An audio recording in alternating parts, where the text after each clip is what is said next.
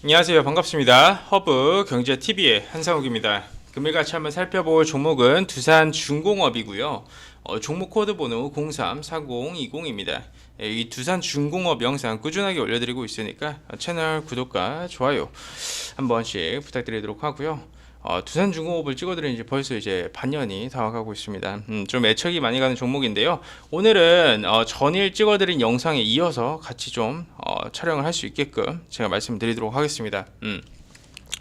많은 분들이 이제 어저께 저희 영상을 보고 제가 두산중공업을 상당히 부정적으로 얘기했다고 느끼신 것 같아요. 근데 이제 그 부분에 대해서 제가 명확하게 말씀을 드리겠습니다. 저는 언제나 이제 팩트로만 말씀을 드리고 있잖아요. 그렇죠?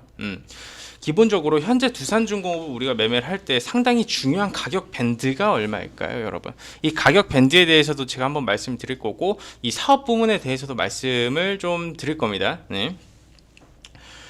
자, 우리가 중요시 여겨야 되는 가격 밴드는 결국 이제 12,000원 부근이라는 부분에 대해서는 다들 잘 알고 계실 겁니다. 12,000원이라는 가격대가 정말 중요하고요. 그 이제 중간 지점에서 우리가 중요하게 생각을 해볼 수 있는 가격대의 기준점은요, 10월 19일이 됩니다, 여러분. 10월 19일이에요. 이 10월 19일에 가지고 우리가 앞으로 매매가 진행이 될 때, 이쪽 부분 제가 좀 한번 체크를 해드릴게요. 펜을 좀 꺼내가지고 보도록 하겠습니다. 이런 10월 19일에 이 양봉이 나와준 이 가격대가 이 중간 지점의 기준점이라고 좀 보시면 될 것 같아요. 그리고 이 양봉이 두 번째 기준점이 될 수가 있거든요. 네, 요 날입니다. 이게 왜 그러냐면 매매를 할 때 그리고 이 주식을 볼 때 주가를 이제 컨트롤하는 그들이 있잖아요. 누군가가 이 주가를 가지고 논다라고 표현을 하잖아요. 이 주가를 핸들링하는 그런 주포들이 있습니다. 그렇죠? 근데 그 주포들이 이 두산중공업이라는 기업을 핸들링을 했었을 때 만들어준 그 가격대의 기준점이 있습니다. 그렇죠? 예. 그리고 이제 그 기준점이 예전에도 그렇지만 차후에 매매를 할 때 차후에 매매할 때의 기준점으로도 적용이 되는 이유가 뭐냐면 이런 가격의 변곡점을 만들어 줄 때에는요, 세력들도 돈을 써가지고 주가의 등락폭을 만들어 줍니다. 예, 내가 팔아먹는다라고 하면 그 물량을 던지기 때문에 그 가격 밴드에서는 누군가가 그 물량을 산 거예요. 그렇기 때문에 하락 구간에서는 그 의미 있는 가격대가 저항대가 되는 거고, 변곡점, 그 상승의 변곡점을 만들어준 가격대에서는 본인들이 돈을 썼기 때문에 의미가 있는 그런 지지 구간이 된다라고 표현을 합니다. 그렇기 때문에 상당히 의미가 있는 가격대가 형성된 부분이 제 개인적인 관점으로 봤었을 때는 저는 12,550원이 상당히 중요하다고 생각을 해요. 12,500원하고 12,550원하고 12,000원 가격대가 상당히 중요한 가격대라고 생각을 해요. 요 가격대를 이제 뭐 하방 밴드 가격이라고 우리가 잡으면 뭐 상방 밴드 가격이라고 하면 제가 이제 제가 추천을 드려가지고 실제 단기 수익 매매로 수익 창출해냈었던 가격이 요날 종가 기준으로 잡았거든요. 예. 이 종가 가격이 상당히 의미가 있는 가격대예요. 종가가 이제 14,550원입니다. 14,550원에 주력주로 70% 청산하고 단기 수익으로 17% 청산을 했었을 때 종가 베팅으로 나왔었던 이 가격이 여기에요. 11월 5일. 그래서 14,550원이 의미가 있는 가격대라고 이제 보여지고 있어요. 그럼 14,550원이 왜 중요한 가격대인지 말씀을 드리도록 할 거고요. 왜 이 가격대에서 이들이 공매도를 치고 왜 이 아래 가격에서 공매도 상환을 하는지에 대해서도 말씀을 드릴게요. 예. 제 앞부분 영상 보시면 제가 어떻게 보면 이걸 하나씩 다 짜로 그냥 딱 말씀을 드렸어요. 왜냐하면 보시는 분들만 좀 보실 것 같아서. 근데 새로 보시는 분들은 이 영상을 보고 제가 두산중공업을 상당히 부정적으로 말을 한다라고 느끼신 것 같아요. 저는 뉴딜이 30년 사이클이라고 생각을 하는 사람이에요. 2차 전지, 해상풍력, 태양광부터 시작을 해서 2차 전지 쪽으로 엮이면 이제 폐배터리 쪽, SMR까지 다 포함을 해가지고 저는 그쪽 산업 분야가 30년 사이클이라고 생각을 하는 사람이 부정적으로 생각할 이유가 전혀 없잖아요. 명확하게 지금 말씀드리는 겁니다. 그럼 이 14,550원이 왜 중요한지에 대해서 제가 한 가지 좀 말씀을 드리도록 할게요. 이 14,550원이라는 가격대는요, 이날이었죠. 유상증자 주주 배정 관련된 이슈가 나와줬을 때 이제 겁먹지 말라라고 그렇게 이 피를 토하면서 말씀드린 부분이었습니다. 요 가격대의 기준점을 회복을 해주고요.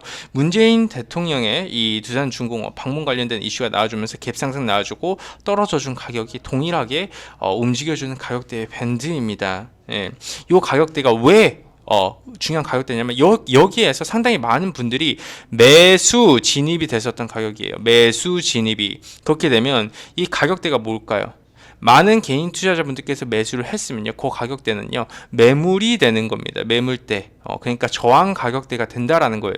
그렇기 때문에 이 14,550원에서의 공방이 중요한 이유는 이 매물대를 소화를 해주는 과정이 필요하다라는 거예요. 그렇죠. 그렇기 때문에 여기서의 공방이 중요하다라고 말씀드린 겁니다. 그리고 실제로 가격이 밀차가 되는 부분에서 저희는 들어가서 또 청산을 하고 나왔잖아요. 말로만 하는 사람이 아닙니다. 저는. 때문에 이런 부분에서 이런 식으로 주가 흐름이 나와주고 나서 MSCI 지수 편입 관련된 이슈 터지면서 이쪽에서 고가 리스크를 만들어준 겁니다. 그리고 이쪽에서는요, 저도 좀 이상했어요. 외인들 매수 포지션 이렇게 잡아주는 부분, 너무 대놓고 매수 포지션 들어와주는 부분도 그렇고요. 연기금 매수 포지션 들어와주는 부분도 그렇고, MSCI 지수 편입과 유중 관련된 이슈와 같이 일정이 겹치면서 뭔가 소위 표현을 해가지고 이 타이밍을 맞춘다라고 하죠. 타이밍을 맞추는 관점 자체가 물량을 돌리는 것도 그렇습니다. 창구 부분 보시면 이제 물량 돌리는 부분 다 보실 수 있으세요. 예, 그런 부분 이제 나중에 시간 될 때 강의식으로 한번 해보겠습니다. 물량을 돌리면서 올려주는 모습 자체가 정말 수상하기 때문에 제가 이때 통정거래에 대한 리스크에 대해서 말씀드렸죠.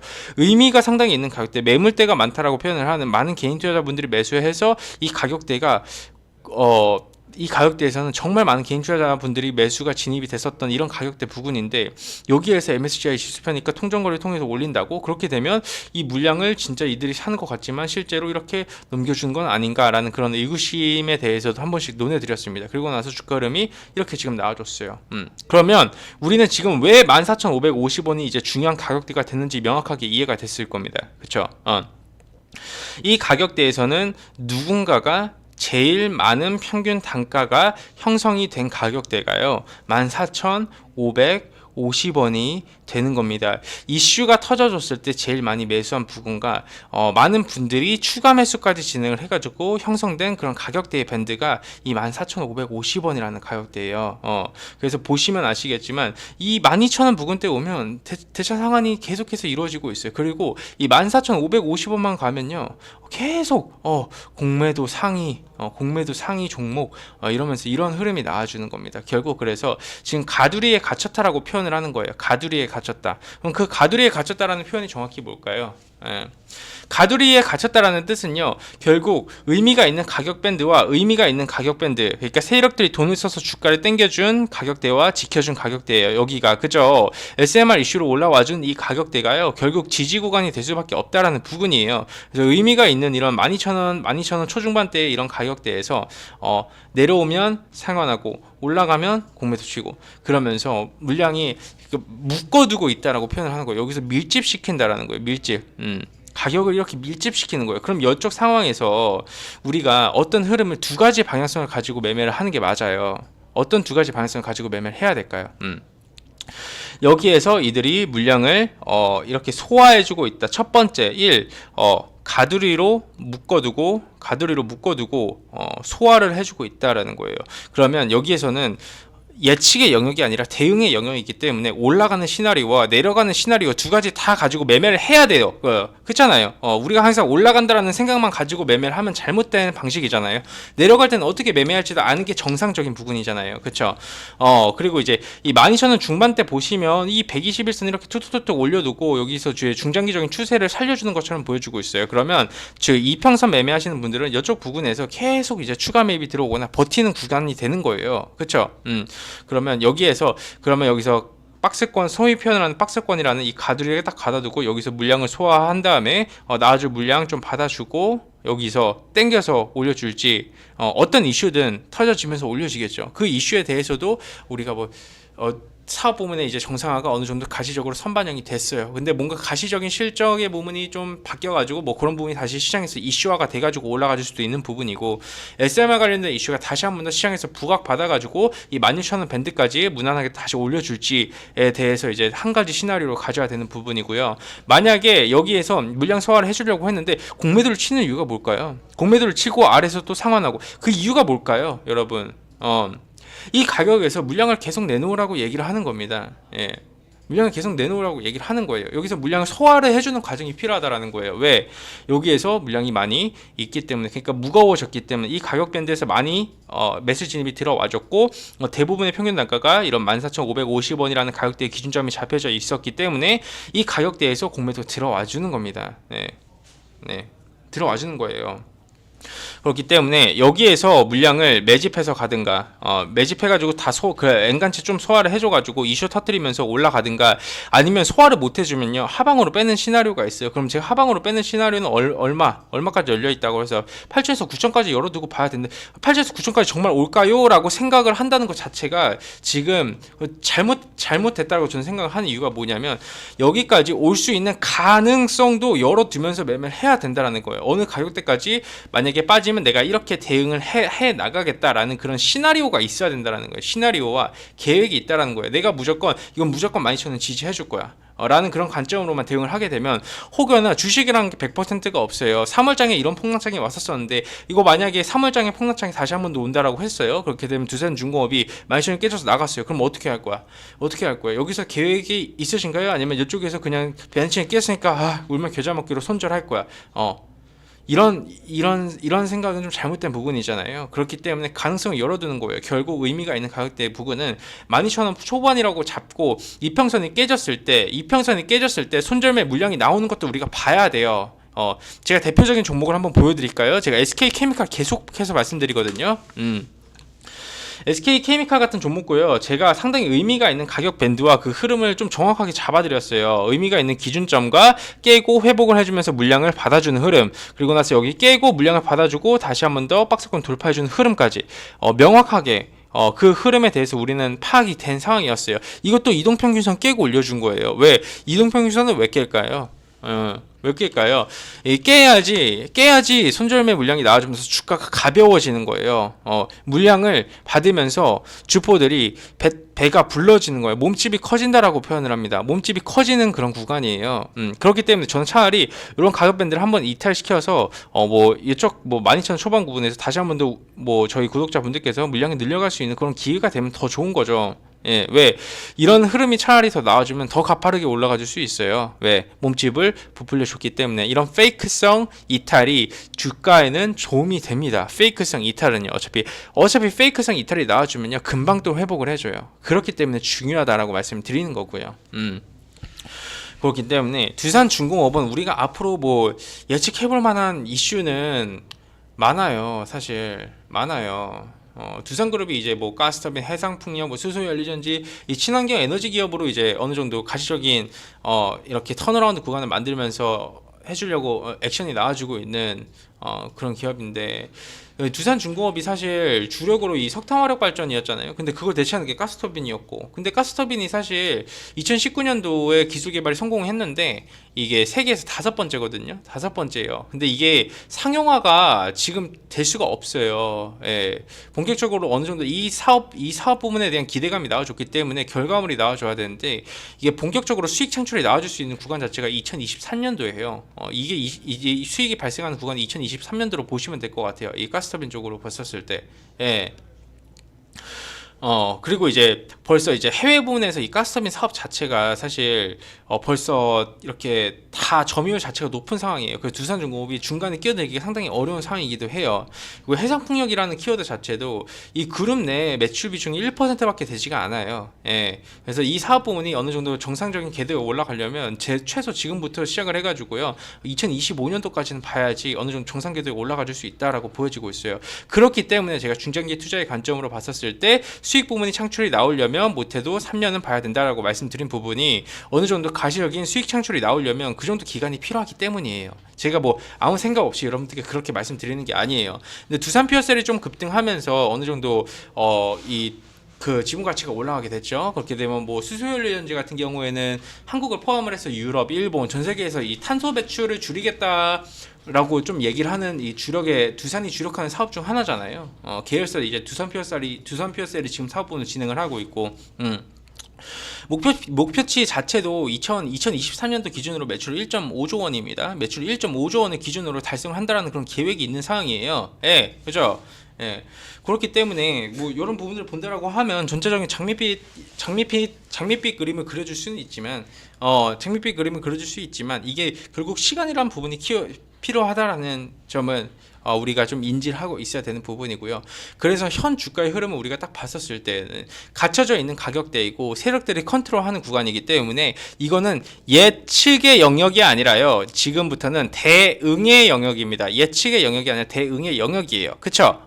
예측의 영역은 어디까지였었을까요? 앞구간에서 모멘텀이 살아있으면서 신규 모멘텀이 나와주는 이 구간이었어요. 그렇기 때문에 이때는 저는 과감하게 여러분들한테 매수를 외칠 수 있었던 구간이었습니다. 이 부분부터는 여기도 예측을 해줄 수 있었어요. 왜? 이슈와 재료와 모멘텀이 살아있었기 때문에 일정이 살아있었고 모멘텀 제로 매매 관점으로 어느 정도 뭐 MSCI 지수 편입 이슈와 다시 한 번 더 이 유상증자 이슈 그 기대감에 추가 상승 여력이 나와줄 수 있었으니까. 왜?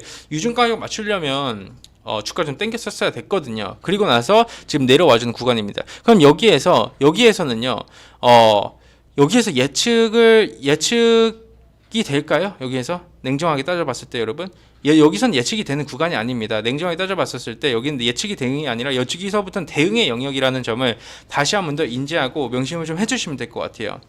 어떤 방향성이 나와도 제가 이런 영상을 한번 찍은 적이 있습니다. 어떤 방향성이 나와줘도 여러분들은 두산중공업이라는 기업에서 수익 창출이 가능하다라고 말씀을 드렸어요.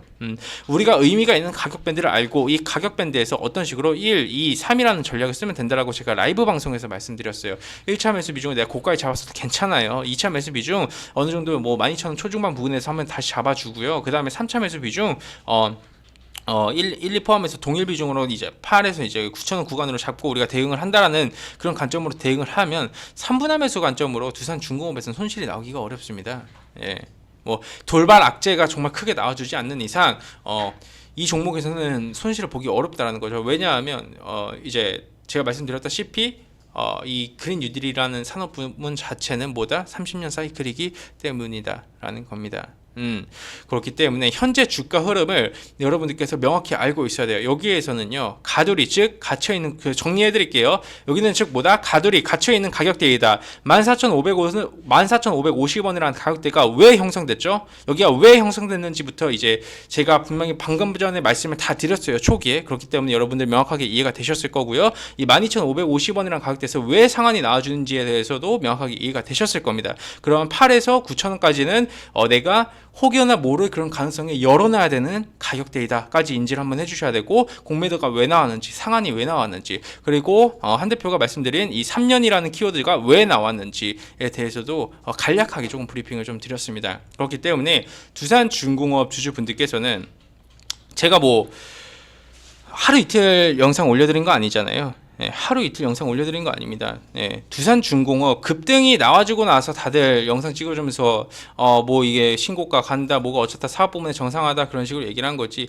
저는 급등이 나와줄 때 주기 전부터 실제로 영상을 찍어드리고 이 종목으로 매매를 해서 70% 이상 수익을 내고 여기서 잡아서 또 수익을 창출을 해내고 고점을 말씀드리는 사람입니다. 네. 제가 여러분들한테 여러분들 잘못되라고 뭐 말씀을 드리겠습니까? 그렇죠? 제가 여러분들한테 뭐 악의적인 감정이 없잖아요. 네, 저도 사람이다 보니까 저는 모두가 좀 잘 됐으면 좋겠어요. 그런 마음으로 항상 영상을 찍고 어떻게 해서든 조금이라도 하나의 영상에서라도 도움을 드리고 싶은 마음이 크고, 근데 두산중공업을 좀 오래 찍다 보니까 어느 정도 제가 영상을 찍을 때 그런 세부적인 디테일에 대해서 좀 게을렀었던 부분이 없지 않아 있었던 것 같습니다. 그래서 조금 더 앞으로 영상 같은 경우에는 좀 디테일하게 잡아가지고 찍어서 올려드리도록 하겠습니다. 그래서 우리는 지금 구간에서는요, 대응의 영역이기 때문에 주가가 올라가든 내려가든 연연해 할 필요가 없다라는 거예요. 왜 연연해 할 필요가 없다? 왜? 올라가면 14,550원에서의 공방을 체크해야 되고, 내려가게 되면 여기서 이탈시키고 나서 손절매 물량 받는지 체크해야 되는 거고요. 여기서 추가 하방 구간 내려와준다? 그러면 이렇게 대응을 하겠다라는 계획 자체가 있으니까 괜찮다라는 거예요. 어떤 종목도 분할 매수에 들어가면 손실이 나오기가 힘듭니다. 네.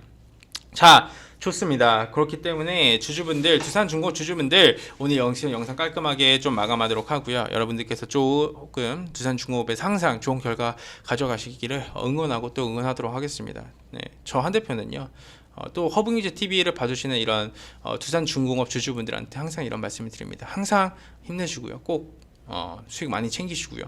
좋은 결과물 있으셨으면 좋겠습니다. 근데 내가 또 혼자 매매하기 어려우신 분들은 한 번씩 또 놀러 와주시고요. 저희 허브니즈 TV 라이브 방송에서 많이들 참여해 주시더라고요. 감사합니다. 예. 다음이나 네이버에 저 허브니즈 TV 보시면 저희가 이제 실제로 이렇게 매매 결산도 다 올려드리고 있어요. 1월 같은 경우에는 저희가 지금 11종목 청산하고 11종목 중에서 10종목 청산하고 한 종목 손절쳤습니다. 두 종목은 상한가 같고요. 한 종목은 마이너스 1.3%, 카페 24 손절 마감했습니다. 그만큼 지금 뭐 주력주도 그렇고 단기 스윙도 그렇고 60%, 40%, 15% 이렇게 수익 구간 종목도 꽤 있고 종목수 자체도 적게 매매하니까 관심 있으신 분들은 저희 허브기즈 TV 이렇게 카카오톡 친구 추가해 주셔가지고 상담 문의 주시면 저희 관리팀장님이 상담도 많이 해주실 거예요. 저희가 HBTV 천사입니다. 이거 말고는 다 사칭인데 이렇게 신년 이벤트도 또 진행하고 있거든요. 상당히 매력적인 가격이에요. 저희가 라이브 방송 진행하면서 라이브 방송을 좀 진행을 하면서 VIP 분들한테 4회 정도 3, 4회 정도 진행을 해요. 뭐 보유 종목에 대한 부분도 그렇고 궁금하신 점, 교육이나 이런 부분도 좀 상세하게 해드리니까 여러분들의 2021년도 허브경제 TV와 함께라면 충분히 섹시하실 수 있으시다 라는 말씀 드리면서 마감하도록 하겠습니다. 감사합니다.